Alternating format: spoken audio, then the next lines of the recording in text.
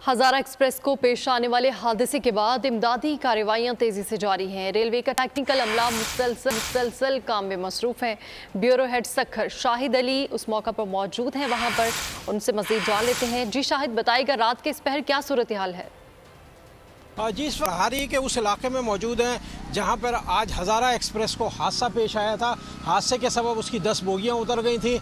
इस वक्त रात की आधी रात गुजर चुकी है, लेकिन आप देख सकते हैं कि इस वक्त भी जो है वो रेस्क्यू का काम जारी है। हैवी मशीनरी काम कर रही है, ये क्रेनें काम कर रही हैं। जो बोगियाँ ट्रैक पर गिर गई थी उन बोगियों को ट्रैक से हटाकर साइड में रखा जा रहा है ताकि अब ट्रैक जो है उसको क्लियर किया जा सके। रात के इस हिस्से में भी रेलवे के तमाम अमले को, टेक्निकल अमले को यहाँ बुलाया गया है। हैवी मशीनरी काम कर रही है, क्रेनें काम कर रही हैं।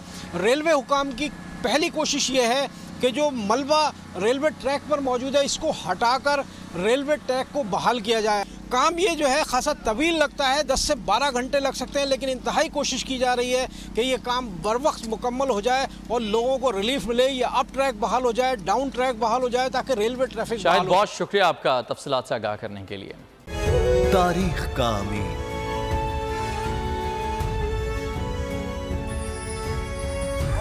आजादी की अलामत,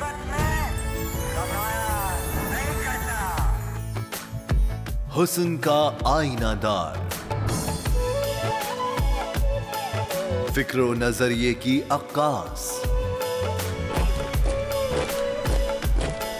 सरफराजी का गवाह, यानी हम सबका निगहबान पाकिस्तान।